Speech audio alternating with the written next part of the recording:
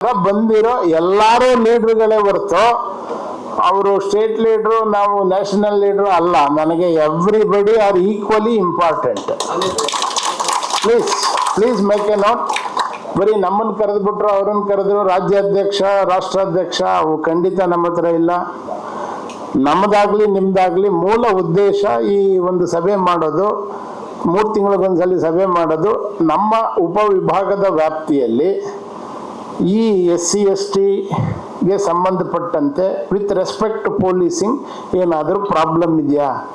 ಅವರ್ಯಾರು ಒಂದು serious problem ಹೇಳಿದ್ರು. If it is ಅದನ್ನು ನೋಡಿದ್ರೆ ಇನ್ನೂ ಅಸ್ಪೃಶ್ಯತೆ ಇದೆ ಅಥವಾ ಹಬ್ಬ ಆಚರಣೆಗಿದೆ, it is definitely a serious matter. ಇದು ಇಂಡಿವಿಜುವಲ್ ಆಗಿ ಯಾವನೋ ಕೇಸ್ ಮಾಡಲಿಲ್ಲ ಅಂದರೆ ಇಲ್ಲಿ ನಮ್ಮಲ್ಲಿ ಹೈಯರಾರ್ಕಿ ಇದೆ. ಇನ್ಸ್ಪೆಕ್ಟ್ರ್ ಇಲ್ಲ ಅಂದರೆ ACP, ನಾನಿಲ್ಲ ಅಂದರೆ DCP ಇಲ್ಲ ಅಂದರೆ ಜಾಯಿಂಟ್ CP, ಅವರಿಲ್ಲ ಅಂದರೆ ಕಮಿಷನರು, ಅವರಿಲ್ಲ ಅಂದರೆ DG and I. ನೀವು ಯಾವುದೋ ಒಂದು ಹಂತ ದಾಟಿದ್ರೂ ನಿಮಗೆ ನ್ಯಾಯ ಸಿಗುತ್ತೆ, ಬಿಡಲ್ಲ. ನಮ್ಮಲ್ಲಿ ಅಷ್ಟು ಲೆವೆಲ್ ಆಫ್ ಸೂಪರ್ವಿಷನ್ ಇದೆ. ಇನ್ಸ್ಪೆಕ್ಟ್ರ್ ಮಾಡಲಿಲ್ಲ ಅಂತ ನನ್ನ ಹತ್ರ ಬಂದರೆ 99% ಆಗುತ್ತೆ. 1% ಮಿಸ್ ಆದರೆ DCP ಹತ್ರ ಹೋದರೆ 100% ಅದೇನು ಆ್ಯಕ್ಷನ್ ಆಗಬೇಕಾಗತ್ತೆ. ಅದ್ರ ಬಗ್ಗೆ ಡಿಸ್ಪ್ಯೂಟ್ ಬೇಡ.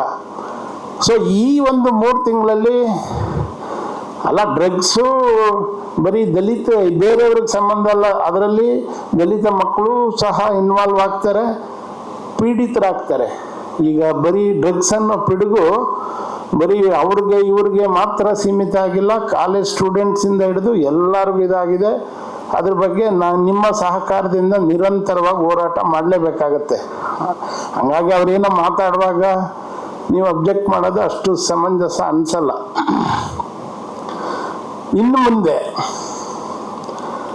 ತುಂಬ ಇಂಪಾರ್ಟೆಂಟ್ ಬಂದೋಬಸ್ತು ಇನ್ನೊಂದು ಹೊರತುಪಡಿಸಿ ನಮ್ಮ 4 ಜನ ಇನ್ಸ್ಪೆಕ್ಟರ್ಗಳು ಈ ಸಭೆಯಲ್ಲಿ ಇರ್ತಾರೆ. ಮೊದಲನೇ ಆಶ್ವಾಸನೆ.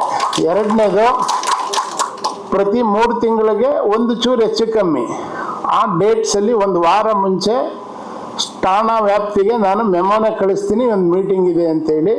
ಸೊ ನಿಮಗೆ ಅವರಿಂದ, ಆಮೇಲೆ ಅವ್ರು ಹೇಳಿದ್ರು ಬ್ಯಾಡ್ಹಳ್ಳಿಯಲ್ಲಿ ಮಾಡಿ ಅಂತ, ಇನ್ನೊಬ್ರು ರಾಜಗೋಪಾಲ್ ನಗರದಲ್ಲಿ ಮಾಡಿ.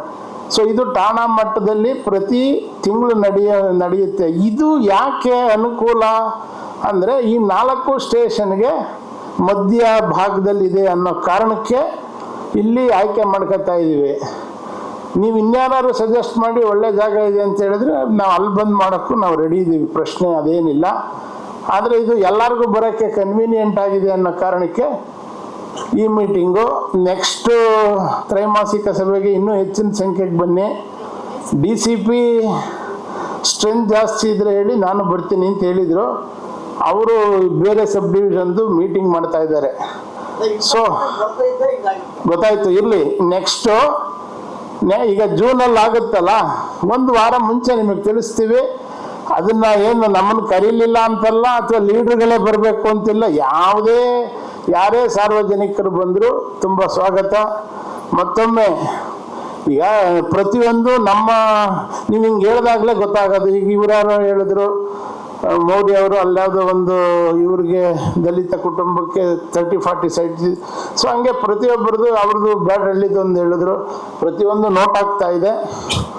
ಅದರ ಮೇಲೆ ಏನು ಕ್ರಮ ಜರುಗಿಸ್ಬೇಕು, ಖಂಡಿತ ಪ್ರಾಮಾಣಿಕ ಪ್ರಯತ್ನ ಮಾಡಿ ಜರುಗಿಸ್ತೀವಿ ಅಂತ ಹೇಳಿ